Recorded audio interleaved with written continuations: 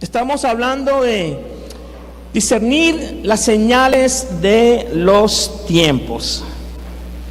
Y les quiero comentar que en estos días me metí a Facebook, al YouTube, y hay una cantidad de gente escribiendo, diciendo cosas que yo digo, Dios mío, con todo respeto. Y lo peor de esto que a mí me preocupa es que hay gente que lo sigue. Yo lo digo con todo el amor del caso, hermano. Tenemos la mejor palabra profética, que es esta. Y a ella tenemos que pegarnos. No te vayas por las ramas, hermano. Vete por el tallo, por la vid verdadera que es Cristo. ¿Verdad?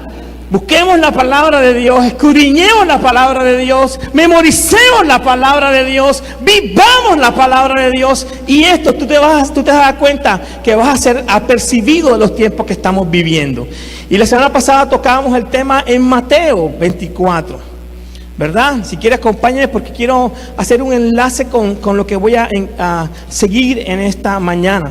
Es cierto que Jesús habla de guerras, hambre, terremotos, pero no las llama señales. Antes, por el contrario, es con el propósito de advertirnos con los falsos interpretaciones, ¿verdad? Es con el propósito que nosotros no hagamos una interpretación incorrecta del texto. Hay un término teológico que se llama exégesis, ¿verdad? Exégesis es poder sacar del texto lo que el texto quiere comunicar. ¿Correcto? Inségesis es querer hacer que el texto diga lo que yo quiero que diga. ¿Correcto? Exégesis no es ninguna enfermedad, hermano. Es un término, ¿verdad?, teológico. Como dice el cuento de las hermanitas que van allá. Y el predicador acaba de salir del seminario y dice, yo hago esta prédica con exégesis, con homilética y con todo eso. Y la señora se levanta. Cuando yo vine a esta iglesia tenía esas cosas y muchas más, esas enfermedades, hermano. Y de todas esas Dios me sanó. ¿Y por qué digo la palabra exégesis? Porque nosotros podemos poner a decir algo el texto que el texto no me quiere comunicar. Y es por eso que yo dije, por la exégesis que se hizo, específicamente a la luz del Evangelio de San Mateo y a la luz del libro de los Hechos, que las evidencias y otros textos más que no quise compartir ese día, la evidencia es que Jesús va a venir en los cielos, ¿verdad? Y nosotros tenemos que estar preparados para cuando Él venga. Amén. El segundo punto que quiero desarrollar en esta mañana es saber cómo responder a los tiempos. Yo he dicho al introducir esta temática que nosotros somos hijos de nuestra época. Nosotros, estando en esta época, tenemos que vivir algunas cosas que nuestros padres o nuestros hermanos, que son un poquito más mayores que nosotros, no vivieron, ¿verdad? Hay un video que anda rodando por ahí que los que somos del año o tenemos 50 años, tenemos esa edad, vivimos una cantidad de cosas como la chancleta, que otros no han vivido la chancleta, o el cinturón, o la regla. Que ahora pegarle con una chancleta a un niño con una regla es, te mandan al bienestar infantil, la policía te cae encima. Antes las abuelas le daban a uno con eso, o la mamá. Hasta la que te criaba te daba con eso, no tenía ningún problema. A mí que me crió una señora, ella me dio buena correa y buena chancleta a mí, ¿verdad? Y yo creo que yo no estoy traumado por eso. Pero nosotros tenemos que entender o ver las cosas a la luz de que el texto bíblico nos está mostrando. ¿Cómo responder a los tiempos? Efesios capítulo 5, verso 16.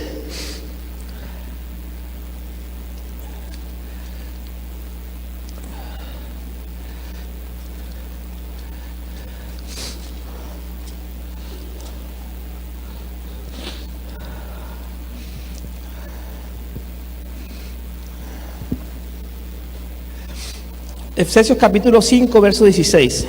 Aprovechando bien el tiempo, porque los días son malos. Este texto de Efesios debemos entenderlo en el contexto donde está. El versículo 14 hasta el versículo 21 es el contexto de este texto que estamos leyendo, siendo el versículo 16, el que hemos leído, el texto central de todo el relato bíblico. Versículo 16 dice: aprovechad, ¿qué?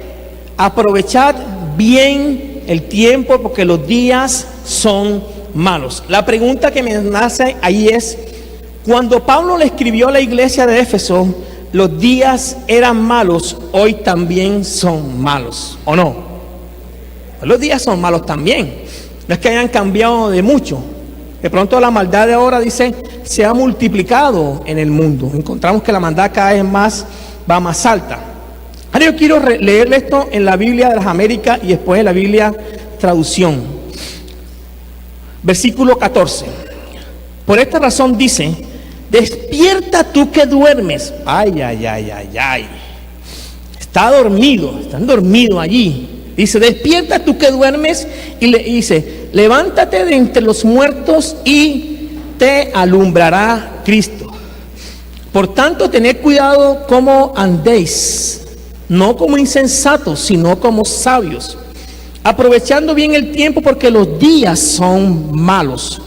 Así pues, no seáis necios, sino entendido cuál es la voluntad del Señor. Esta es la versión de las Américas, traducción literaria, dice acá. Por eso alguien ha escrito, despiértate tú que duermes, levántate entre los muertos y Cristo te alumbrará. Tengan cuidado de cómo se comportan, vivan como gente que piensa lo que hace, no como tontos. Versículo 16. Aprovechen cada oportunidad para que tengan de hacer el bien, porque estamos viviendo tiempos malos. No sean tontos, sino traten de averiguar qué es lo que Dios quiere que hagan. ¿Qué es lo que Dios quiere que hagan? Y me surge la pregunta: ¿tú sabes lo que Dios quiere que tú hagas? ¿Tú sabes? ¿Tú ya has identificado por qué Dios te ha salvado? Ahora, hay una responsabilidad que tenemos todos los que hemos nacido de nuevo, y es de predicar el Evangelio. Todos tenemos una responsabilidad con Dios, y es un mandato, es una orden, un imperativo que Dios está haciendo: ir y hacer discípulos, ¿verdad? Eso todos tenemos que hacerlo. Aquí no hay que es que yo no puedo de alguna manera. Donde Dios te ha puesto, en el trabajo, en la oficina, en el negocio, en el colegio, en la universidad, todos tenemos la responsabilidad de comunicar las buenas nuevas de salvación y en lo posible discipular a estas personas que Dios nos permite alcanzar para Él. Es una responsabilidad que tenemos todos los que estamos aquí, los que nos escuchan y nos ven. Pero hay una responsabilidad también que tenemos, o un llamado personal. Y tú tienes que identificar cuál es tu llamado personal. Pastor, a mí me llamaron para ir a la India. Bueno, vamos a orar por ti, vamos a que Dios te bendiga y te use en la India, ¿verdad? Otros tendrán otros llamados. No, a mí Dios me ha puesto en medio de grupos de profesionales. Cito un ejemplo, arquitectos, para yo enseñarles de la arquitectura o de la Biblia, enseñarles cómo Dios también construye, ¿verdad? En fin, cada uno tiene una profesión y tiene una capacidad para comunicar la verdad de Dios, y esto es personal. Y de repente donde usted está ahí, yo no puedo estar, porque ese no es mi lugar. Y hay que entenderlo a la luz de lo que Dios ya ha hablado a cada uno de nosotros. Ahora vamos a estudiar el texto bíblico en profundidad. Efesios capítulo 5, verso 14. Por lo cual dice: despierta tú que duerme y levántate de los muertos y te alumbrará Cristo. Esta expresión, las Biblias paralelas la remiten directamente a Isaías, ¿verdad? 60, versículo 1, o Daniel, capítulo 12, verso 2. Lo que la Biblia, que tienen textos bíblicos paralelos, no te enseña, es que este texto es paralelo a ello, es porque aquí aparece en Hebreos. La Biblia en el Antiguo Testamento se escribe en Hebreos, pero este texto en especial no está escrita en hebreo, está escrita en arameo. Arameo, esa es la lengua aunque se hablaba, ¿verdad? Cómo se comunicaba. Ahora hay que entender algo. En el Antiguo Testamento hay partes de la Biblia que aparecen en hebreo, o la gran cantidad y espacios que aparecen en arameo. Y esto le quita la connotación lingüística de la comunicación de ese momento, ¿verdad? Y no tenemos que de pronto tomarlo de sopetón y decir, esto es así. Lo siguiente que nos muestra que en el Nuevo Testamento la Biblia fue escrita en griego koiné, es el griego popular, pero Lucas, ¿verdad? Hechos, Hebreos fueron escritas con un griego académico, un griego bien determinado. Por eso es que de la capacidad del griego uno dice la persona era estudiada o no era estudiada. Pablo era estudiado o no, y Lucas era estudiado también. Y Hebreos, que es una carta que tiene mucha similitud en la escritura, se creía que era de Pablo o que era de Lucas, pero también está la puerta abierta que era de una mujer. Vea pues, aunque usted no lo crea, ¿verdad? Y se creía que era Silas. Ahora, yo no soy erudito en la carta de Hebreo, simplemente la vi en el seminario.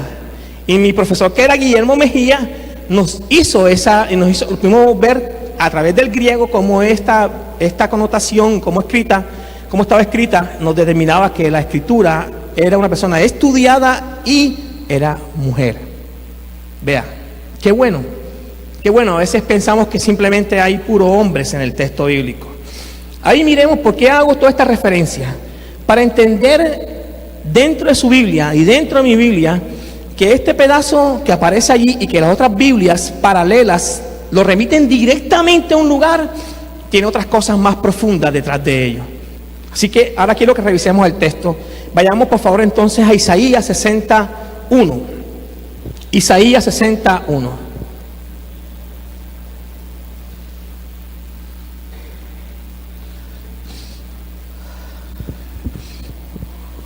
Ahora, hay que entender que Isaías era un profeta. Dice, levántate, resplandece, porque ha llegado tu luz y la gloria del Señor ha amanecido sobre ti. Estoy leyendo la Biblia de las Américas.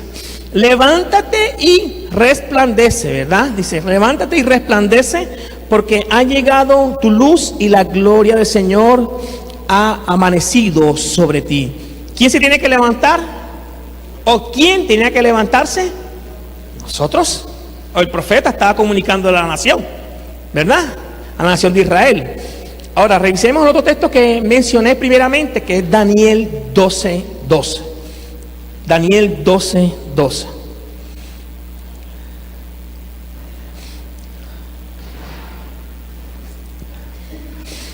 Dice, muchos de los que duermen en el polvo de la tierra serán despertados, unos para vida eterna y otros para venganza y confusión perpetua.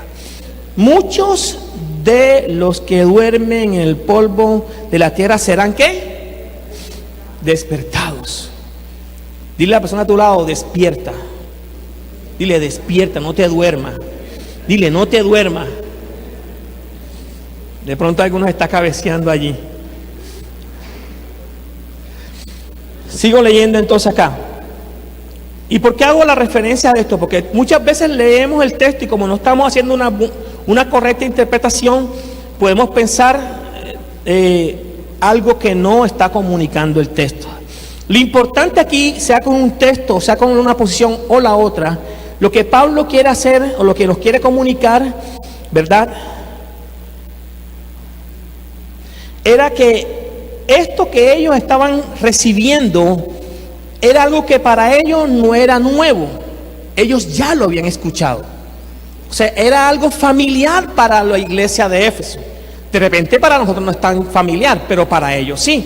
Y al hacerlo, está haciendo entender que está tomando el Antiguo Testamento para que ellos entiendan la idea que quería compartir.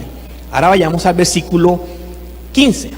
Dice: mira pues con diligencia cómo andáis. Como dice, no como necios, sino como sabios. ¿Cómo estamos andando?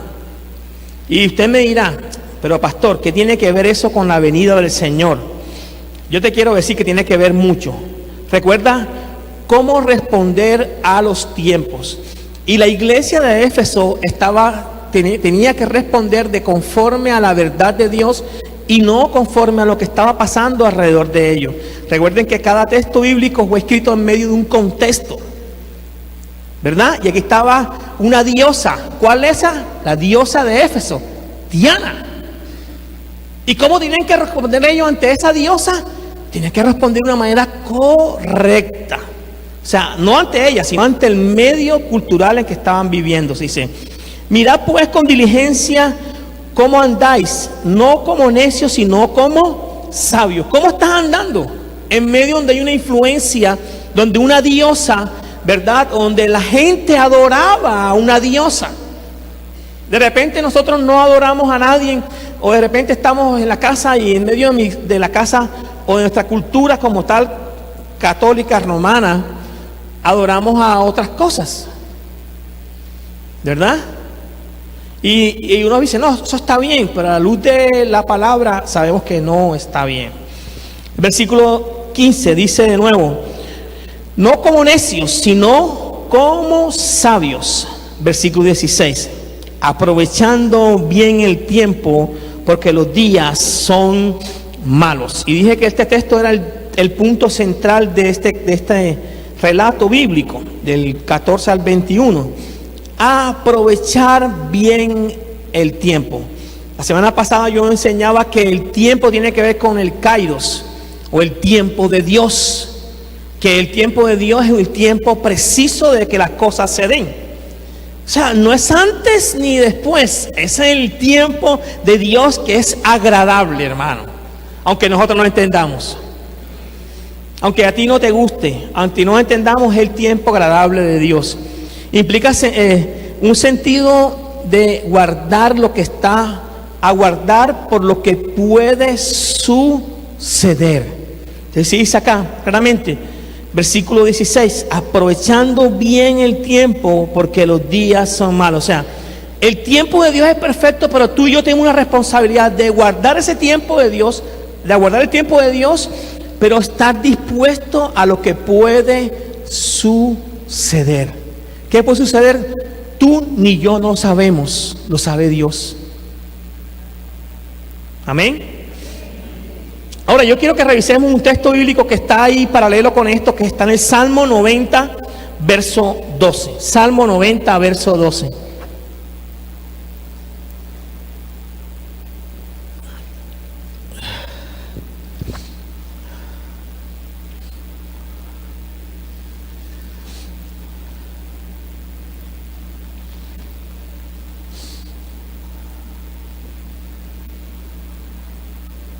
¿Lo tenemos? Dice: enséñanos de tal modo a contar nuestros días que traigan al corazón, ¿qué? Enséñanos. ¿Quién nos enseña a nosotros a que nosotros podamos discernir los tiempos?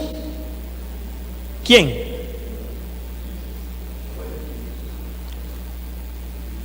Correcto. Nosotros no podemos pensar de que es algo que estoy luchando yo hace rato con esto, hermano. Muchos de nosotros conocemos la verdad de Dios. Y usted me dirá, amén. Pero ¿cuántos de nosotros permitimos que la presencia, que el Espíritu Santo sea el que dirija nuestras vidas? Eso es otro cuento, hermano. Porque yo puedo tocar aquí el mundo natural, pero el mundo espiritual es otra cosa. Pablo decía que los hombres carnales no entendían las cosas espirituales.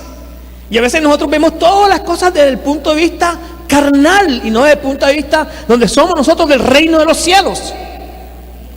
Hermano, y todavía vivimos como los demás. Hermano, no. No, tenemos al precioso Espíritu Santo.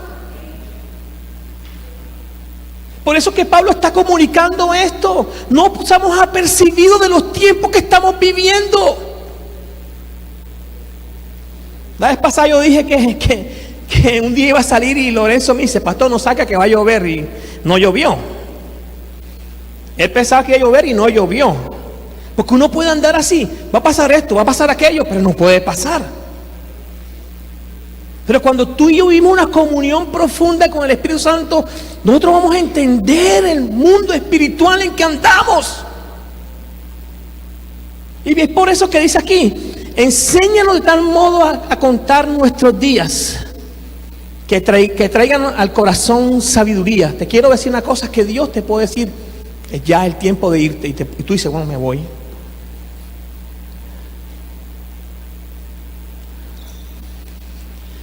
Ahora, miren algo bien importante aquí, el versículo 17. Por tanto, no seáis insensatos. Primero nos anima o nos exhorta a aprovechar bien el tiempo, porque los días son malos. Dice: por tanto, no seas insensato, sino entendido de la cual sea la voluntad de Dios. Yo tengo que ser entendido cuál es la voluntad de Dios para mi vida. Y tú también tienes que ser entendido cuál es la voluntad para tu vida. No puedes andar ahí andando por un lado y por otro. Yo creo que es esto. No. Dios tiene un plan contigo, pero Él no me lo va a revelar a mí totalmente. Él lo que va a hacer es confirmar a través de lo que conversemos los dos, de lo que Dios está hablando contigo, en el secreto. Pero si tú no oras y tú vienes donde mí que te parece algo, yo te puedo decir algo que estoy equivocado. Y lo que dijo el hermano Pablo, y lo cierra el versículo 18: no os embriaguéis con vino, en lo cual hay disolución, antes bien sed lleno del Espíritu Santo. Y esa es la etapa del proceso. Nosotros necesitamos la llenura fresca del Espíritu Santo every day, todos los días. No solamente fue la experiencia que tuvimos en un retiro de líderes, o la experiencia que tuve en la mañana. No, todos los días necesitamos tener esa experiencia con el Espíritu. Ahora, esto es subjetivo, yo sé. Para pensar que sea subjetivo es necesario, porque a veces nosotros estamos con ganas de orar y tú te arrodillas nada más, o lees un texto bíblico y el Espíritu Santo viene y te toca y tú te levantas con que te quieres comer al mundo. Póngame a Satanás de frente que yo le doy palo. Tú dices así. Pero otro día que tú te levantas y dices: como me vea Satanás, me va a dar palo a mí.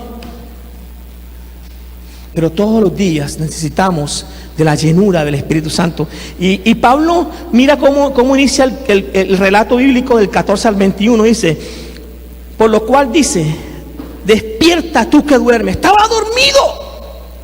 Y a veces estamos así nosotros, hermanos, sabiendo la verdad, y estamos dormidos de lo que está pasando, del mundo espiritual que estamos viviendo.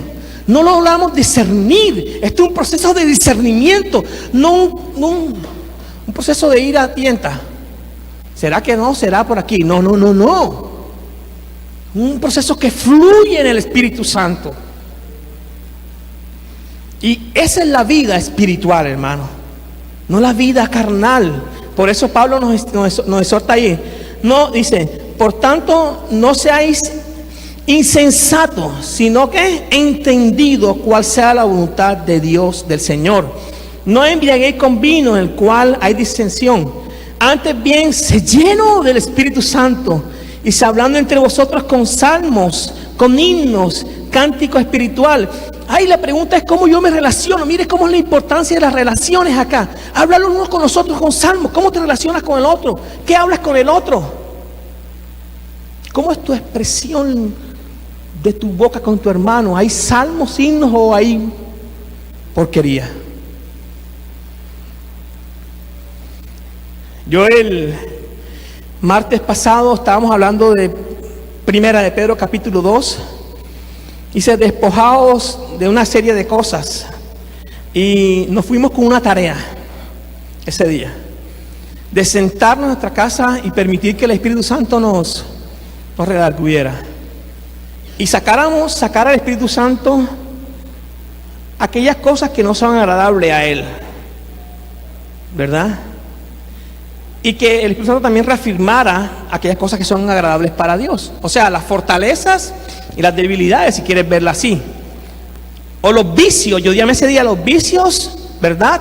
Los vicios que tenemos que no son agradables a Dios, y las cosas que son buenas delante de Dios. Eso es hermoso.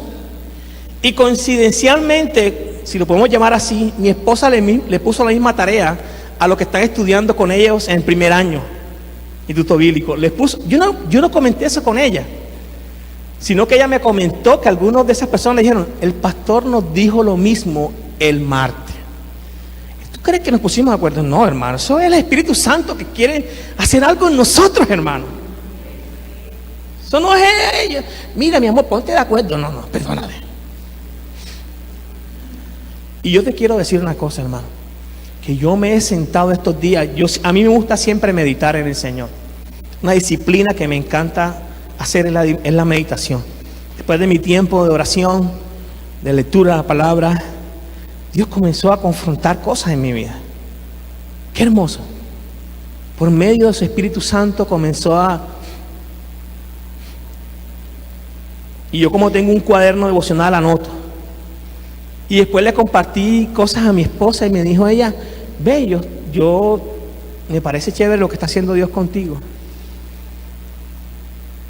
Y confirmó algunas de las cosas que yo he propuesto que el Señor cambie en mi vida. Qué hermoso. Pero no, el Espíritu Santo dice, estás mintiendo.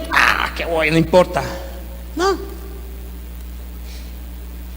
Recuerden que la salvación es personal, pero está implícita la obediencia a la palabra. No está implícita lo que tú quieras, ni lo que yo quieras. Es lo que la palabra dice, y Dios nos va a medir por esta bendita palabra. Así que no, y esto no es exagerar. Yo te lo digo aquí ahora, como me dijo una vez el pastor Co. Yo te lo digo aquí ahora para cuando llegues a la presencia de Dios no digas que no te lo dijeron. Así me lo dijo, y yo estaba llorando, porque llorando de la rabia, no de la emoción, de la rabia que tenía, porque no me dejaba permitir llamar a mi novia, a Dori, en ese entonces. No la vas a llamar. Y yo, pero yo quiero llamarla. Y yo, no, y me cogió y me dijo, el Señor no es tu Señor es tu novia. Yo quedé así, no, yo quiero a Cristo. No, tú no quieres a Cristo, tú quieres a Dori.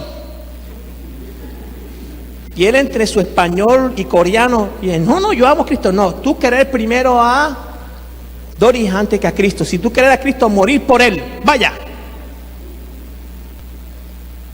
Y sabes que a veces eso me confrontó, y era realidad, hermano. La que gobernaba mi vida en mi noviazgo era mi novia, no era Cristo. Y a veces nosotros vivimos así.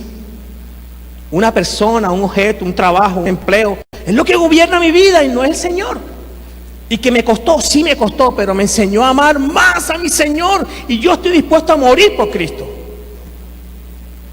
Y esto no es una expresión bonita. Si tengo que ir a un lugar a morir por Cristo, yo estoy dispuesto, hermano, porque para Él es que debo de vivir. Y una convicción que yo tengo clara en mi vida, y lo saben ellos, mi esposa, mis hijos lo saben. Si tengo que ir a donde ir a morir por Cristo, yo lo voy a hacer, porque Él murió primeramente por mí, y le debo todo lo que soy a Él, no a nadie más, no a nadie más.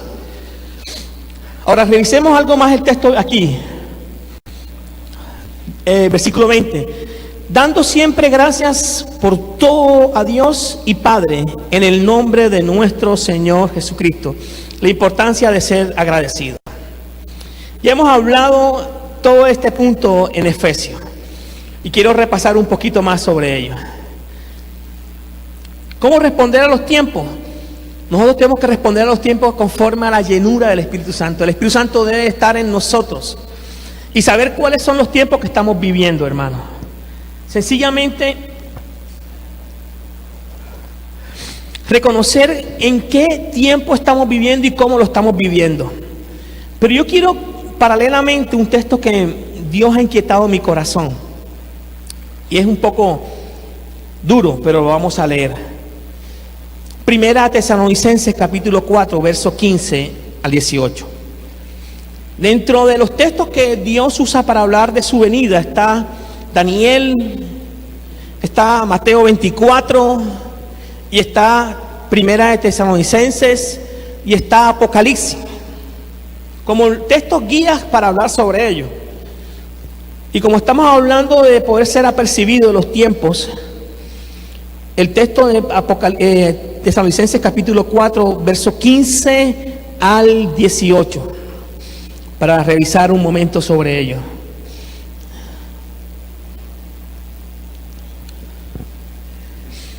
Dice: por lo cual os decimos esto en la palabra del Señor, que nosotros que vivimos, que habremos quedado hasta la venida del Señor, no procederemos a los que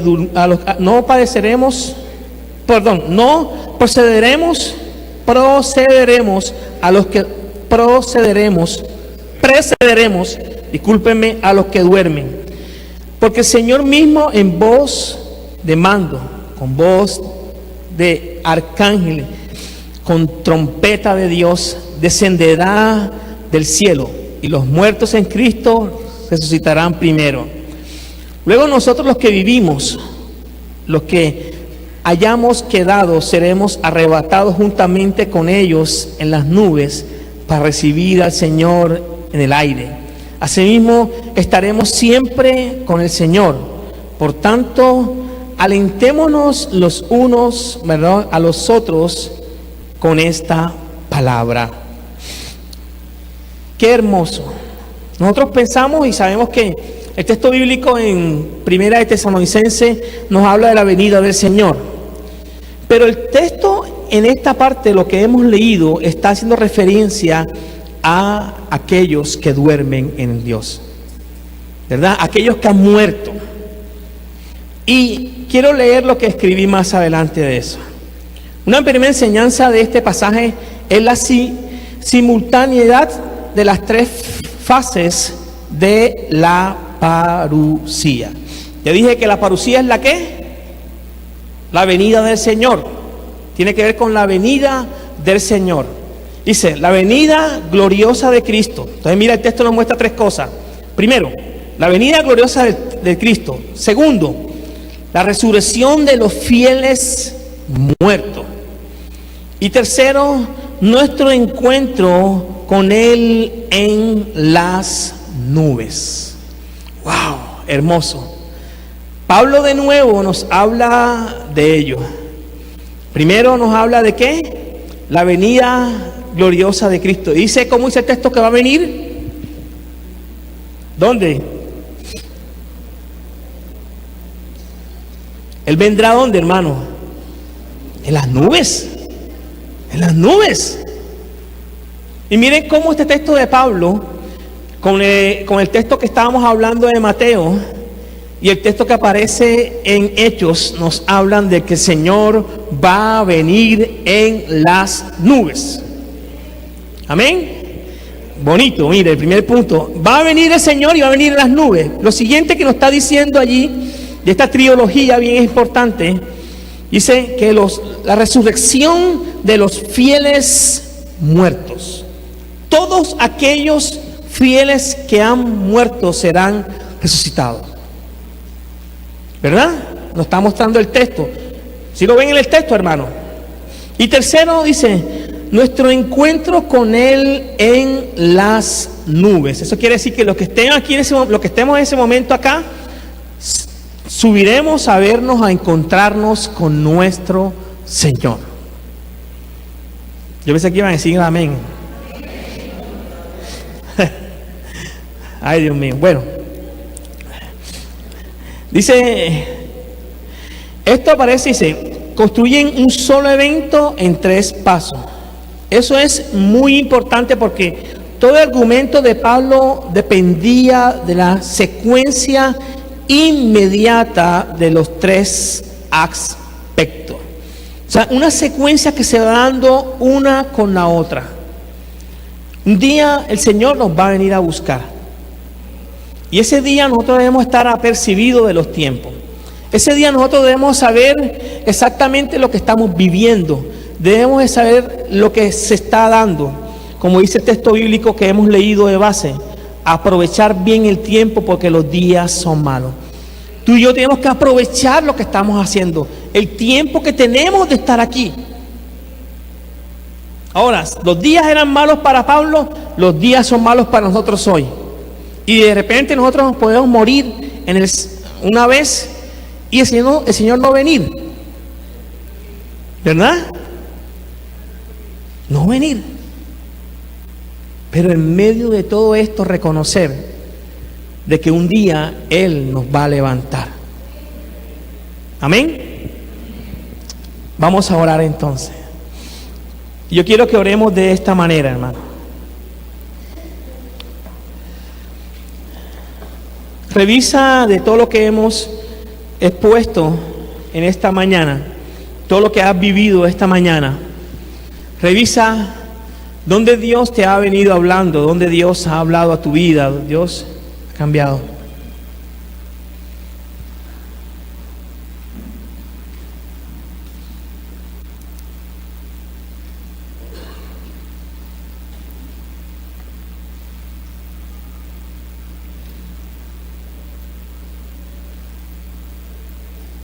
Por favor, revisa.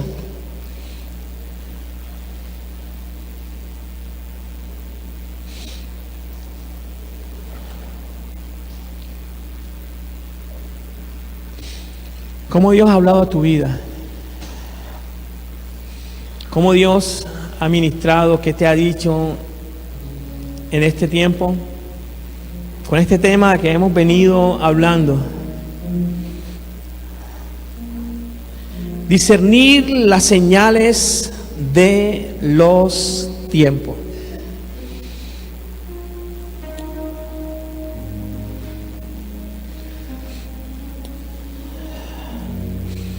Padre, nosotros nos ponemos de acuerdo para orar, Señor, por la vida del profesor Candelario,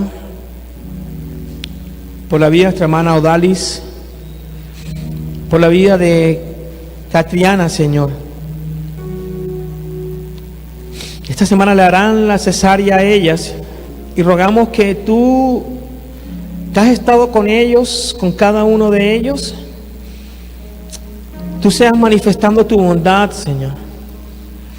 Que el doctor que va a hacer la cesárea, Señor, de Katiana, tú lo sigas usando en medio de todo, Padre.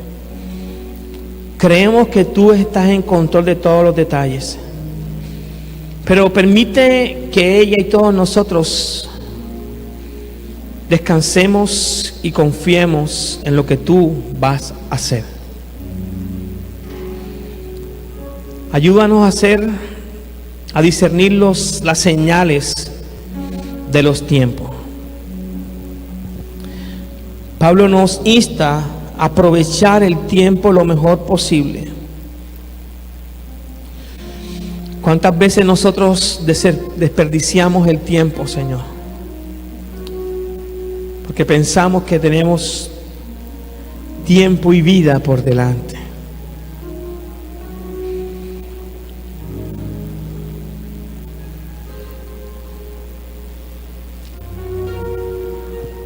Te adoramos, Señor, y exaltamos tu nombre. Yo te invito, iglesia, que por favor te coloques sobre tus pies.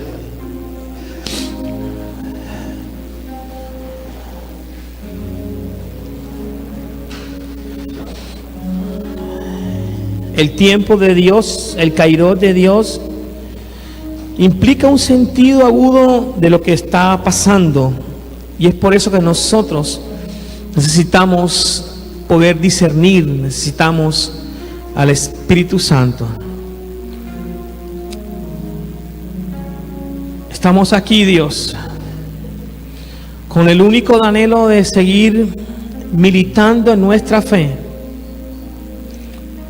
vivir agradecido por lo que tú ya hiciste una vez y para siempre en la cruz, pero lo que tú también vas a seguir haciendo en nosotros, Padre. Llénanos más de ti, Señor, más de tu Espíritu, Señor, más de tu presencia. Que esa palabra de paz que tú nos dejaste sea real en nuestras vidas, Dios. Que no importando la noticia que recibamos, estemos tranquilos porque tú estás con nosotros. Señor, que tu paz, que sobrepasa todo entendimiento, guarde nuestros corazones y vuestro entendimiento en Cristo Jesús. Que esta semana nosotros podemos pensar en todo lo agradable, todo lo perfecto, todo de buen nombre que viene de ti, Señor. Te doy gracias, Señor. Gracias porque nuestro enemigo está vencido, Dios. Gracias porque tú nos has dado la victoria, Cristo. Gracias. Una vez y para siempre tú hiciste provisión para el pecado de todos nosotros.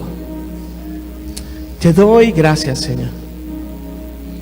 En el nombre de Jesús yo te pido que salgamos de este lugar, mas no de tu presencia, Señor, bajo tu bendición, bajo tu gracia, Señor. Que tú cuides nuestra entrada y nuestra salida.